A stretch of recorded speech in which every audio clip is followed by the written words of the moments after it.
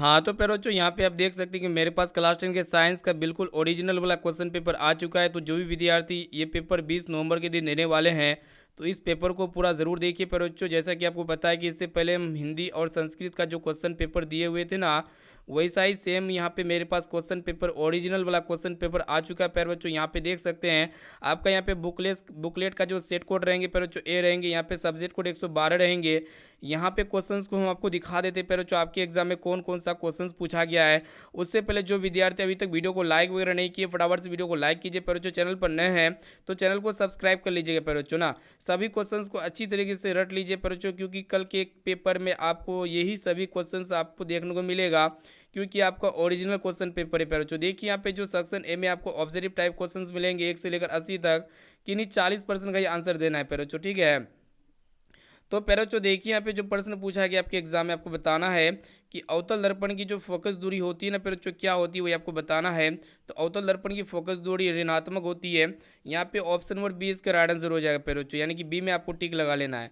अब आइए बाबू देखते हैं यहाँ पे दूसरा नंबर जो प्रश्न पूछा गया है कि निम्नलिखित में से किस माध्यम में प्रकाश की चाल सबसे अधिक होती है। तो पैरो बच्चों निर्वात में प्रकाश की चाल सबसे अधिक होती है, यानी कि यहाँ पे डी वाला ऑप्शन सही उत्तर हो जाएगा। अब आइए बाबू देखते हैं यहाँ पे नेक्स्ट क्वेश्चन की तरफ बढ़ चलते पैरो बच्चों, देख सकते हैं तीसरा नंबर प्रश्न को देखिएगा क्या कह रहा है। आपको बताना है कि रासायनिक अभिक्रिया में जो पदार्थ भाग लेता है उसे हम लोग क्या कहते हैं बच्चों, तो अभिकारक या फिर प्रतिकारक कहते हैं, जो कि यहाँ पे ए वाला ऑप्शन इसका राइट आंसर हो जाएगा। अब आइए बाबू देखते हैं यहाँ पे नेक्स्ट क्वेश्चन जो क्या कह रहा है कि गोलीय दर्पण की फोकस दूरी उसकी वक्रता त्रिज्या की क्या होती है बच्चों, आधी होती है, यानी कि यहाँ पे ए ऑप्शन में टिक लगा देना है बच्चों। देखिए यहाँ पे 5वां नंबर प्रश्न जो आपके एग्जाम में पूछा गया है, एलपीजी का मुख्य घटक निम्न में से कौन सा है। तो एलपीजी का जो मुख्य घटक होते हैं बच्चों क्या होते हैं, ब्यूटेन होते हैं, यानी कि यहाँ पे 5 का ऑप्शन नंबर डी में आपको टिक लगा लेना है बच्चों। देखिए बच्चों नेक्स्ट क्वेश्चन क्या कराया कि प्रकाश के परावर्तन के कितने नियम होते हैं, तो 2 नियम होते हैं बच्चों, ऑप्शन नंबर बी यहाँ पे राइट आंसर हो जाएगा। अब आइए बाबू देखते हैं यहाँ पे नेक्स्ट क्वेश्चन जो आपके एग्जाम में पूछा गया है कि चिप्स के पैकेट में कौन सा गैस भरा रहता है। तो पैर बच्चों यहाँ पे देखिएगा नाइट्रोजन गैस भरा रहता है, यानी कि यहाँ पे ऑप्शन नंबर बी 7 का ऑप्शन और बी राइट आंसर हो जाएगा। पर जो देखिए यहाँ पे नेक्स्ट क्वेश्चन क्या कह रहा है कि समतल दर्पण द्वारा बना प्रतिबिंब जो होता है पर जो हमेशा कैसा होता है, काल्पनिक होता है, यानी कि वर्चुअल होता है। यहाँ पे बी में आपको टिक लगा लेना है। अब आइए बाबू देखते हैं यहाँ पे नेक्स्ट क्वेश्चन की तरफ बढ़ चलते हैं। सभी क्वेश्चंस को अच्छी तरीके से याद कर लीजिए, क्योंकि आपका ओरिजिनल क्वेश्चन पेपर है।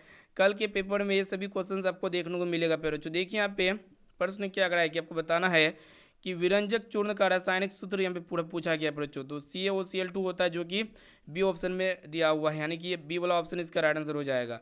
प्यारे बच्चों देखिए यहाँ पे क्या कह रहा है कि प्रकृति में ऑक्सीजन का संतुलन कैसे बना रहता है, तो प्रकाश संश्लेषण के द्वारा बना रहता है। यहाँ पे बी वाला ऑप्शन इसका राइट आंसर हो जाएगा। प्यारे बच्चों यहाँ पे आपको बताना है कि काल्पनिक प्रतिबिंब होता है। तो प्यारे बच्चों काल्पनिक प्रतिबिंब जो होते हैं ये हमेशा सीधा होते हैं, यानी कि यहाँ पे ए वाला ऑप्शन इसका राइट आंसर हो जाएगा। प्यारे बच्चों देखिए यहाँ पे नेक्स्ट क्वेश्चन क्या कह रहा है कि किस धातु को चाकू से काटा जा सकता है। तो लिथियम और सोडियम को चाकू से इजीली हम लोग काट सकते हैं। प्यारे बच्चों देखते हैं यहाँ पे नेक्स्ट क्वेश्चन क्या कह रहा है। आपको बताना है कि प्रकाश संश्लेषण क्रिया में ऑक्सीजन बाहर निकलता है प्यारे बच्चों, तो जल से निकलता है, यानी कि यहाँ पे ए वाला ऑप्शन इसका राइट आंसर हो जाएगा। प्यारे बच्चों देखिए यहाँ पे नेक्स्ट क्वेश्चन क्या कह रहा है कि दांतों को साफ करने के लिए जो दंत मंजन होता है ना प्यारे बच्चों, वो प्राय क्षारीय प्रकृति का होता है, यानी कि यहाँ पे ए वाला ऑप्शन इसका राइट आंसर हो जाएगा। प्यारे बच्चों देखिए यहाँ पे नेक्स्ट क्वेश्चन क्या कर रहा है।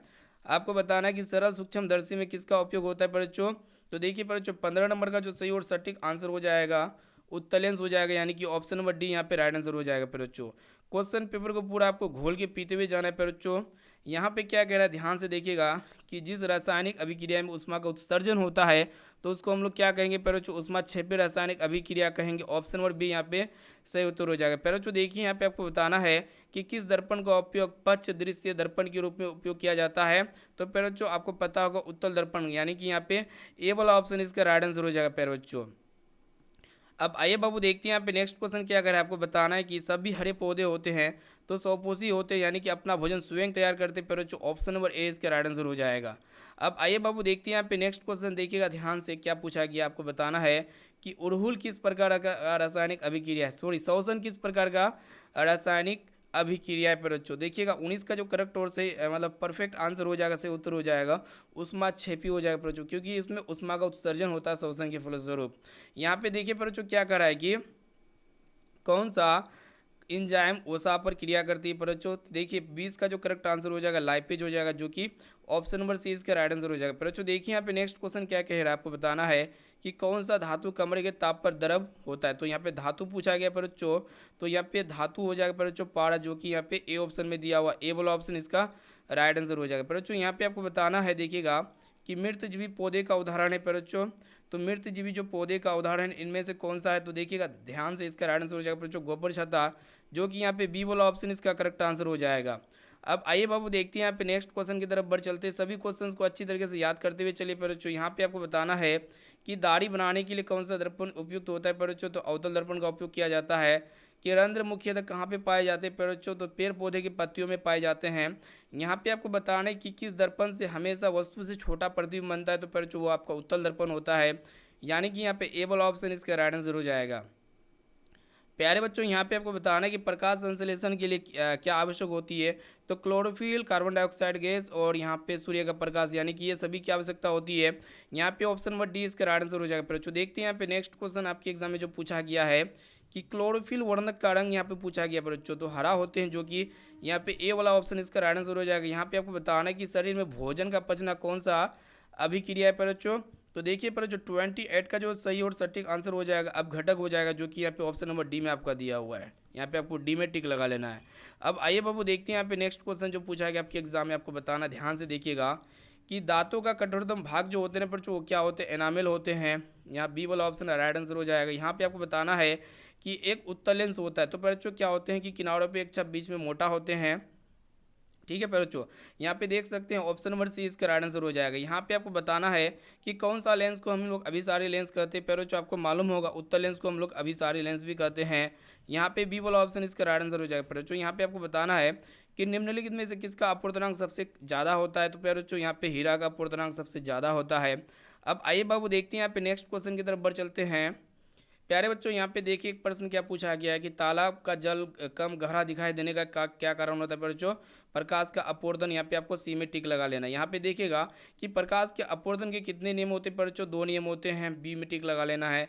यहाँ पे आपको बताना है कि लेंस की क्षमता का ऐसे मात्रक पूछा गया है। बच्चों तो डायोप्टर होते हैं, जो कि यहाँ पे ऑप्शन डी राइट आंसर हो जाएगा। देखिए बच्चों क्या कह रहा है कि नेत्रदान में नेत्र का कौन सा भाग दान में दिया जाता है।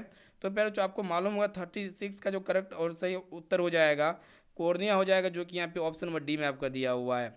अब आइए बाबू देखते हैं यहाँ पे नेक्स्ट क्वेश्चन, देखिएगा ध्यान से क्या कह रहा है कि आपको बताना है कि इथाइल एल्कोहल किस प्रकार के शोषण में बनता है। तो बच्चों तो इथाइल एल्कोहल ना अवायवीय शोषण में बनता है, जो कि यहाँ पे बी ऑप्शन इसका राइट आंसर हो जाएगा। पर बच्चों यहाँ पे आपको बताना कि मछली का शोषण अंग क्या होते हैं।